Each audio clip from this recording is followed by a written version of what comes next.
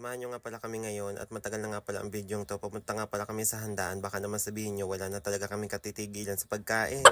Naglalakad na nga pala kami. Patungo nga pala kami sa binyagan dyan. Sabi ko nga pala sa kanila, maglakad sila habang binibidyohan ko. Aba mga nagsitigil, akala yata pipicturean ko. Dahil wala nga pala makaisip ang video sa akin, kaya nagsarili na lang ako dito. Pakaway-kaway na lang na animoy artista. Inis-over ko na nga lang palang ang video to dahil meron nga palang video okay, ay makaka-copyright tayo. Sayang naman. Nakarating na nga pala kami sa bahay ng mga pinsan namin at may nakita nga pala akong isang incheck na natutulog kahit umaga. Aba at nadatnan nga pala namin ang aming pinsan, mga nag-upo na at mga nanganganta din sa video okay. Dumiretso na nga rin pala kami sa bahay dahil tanghali na at gutom na rin pala kami at hinahanap ka pala namin si Kulot kung nasa saan na. Aba at malaon na pala nakaupo na di umanay naghihintay ng mga papremyo. Shoutout nga pala kay Kaden Harvey at napakaganda ng kanyang mga souvenir. Inggit na inggit nga pala dyan sina call center at Ga at Kulot dahil nung binyag daw nila ay mga isda lang ang kanilang pinamigay sa mga bisita nila. Ito nga pala ang pinsan namin na kahit saan magpunta is scatter is life. At hindi na talaga kami nagpatumpik-tumpik pa at kumain na nga pala kami. Nagpunta na nga din pala kami sa hain at kumuha na kami ng pagkain namin dahil gutom na rin kami. At sumama pa nga ang loob ni Ga dahil wala nang naabutang minudo. Nung ako na nga pala sa sandok ay puro ulam at minudo at kilawin na nga lang pala nasa hain at naubusan na nga pala ako ng kanin nung sumandok si Ga.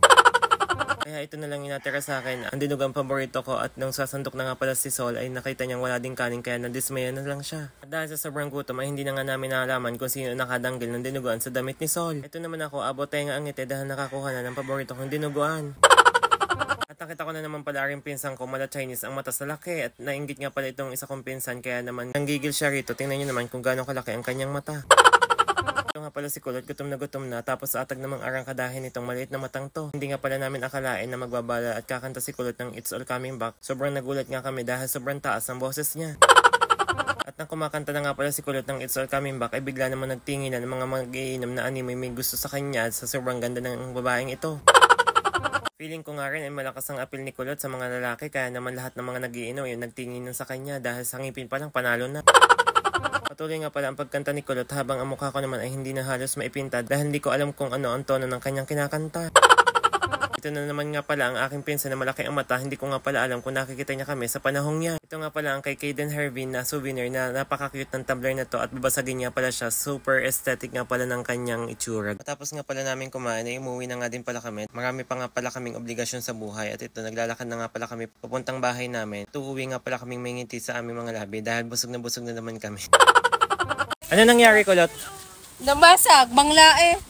Patingin, pakita mo. Tingnan, sa ganda ng straw, mayamanin. Eh, naging mahirap. Nabasag. Yan ho, sobrang saya ni Ga dahil siya ho ay nabusog na. Yan, mag-iingat na daw ho siya sa mga kinakain niya dahil baka daw siya ay ma-high blood na naman. Ayan po yung nakabasag. Yan. Ninang po yan eh. Ayaw gagaya sa akin laging alerto. So guys, andito na po kami ngayon. Nakauwi na kami galing sa binyagan. Talaga namang hindi magpaawat ang aming mga sikmura sa kainan. Lalo na si Gat. Gumawa po ulit kami ng mini tambayan. Mini rest house po. Tingnan nyo po. Mini lang yan. Mini. May lamesa. May round table. Ang gilid po niyan ay tungko. Diba? Ayun, silip. Kulot.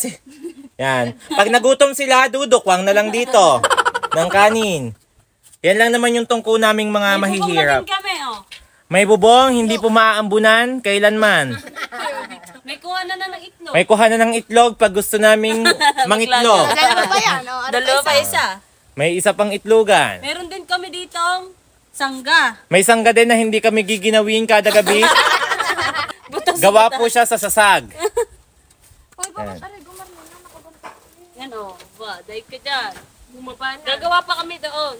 Sa kabilang yun. Doon, gagawa pa ulit. So, magbabay na tayo guys. Bye! Go, go, go!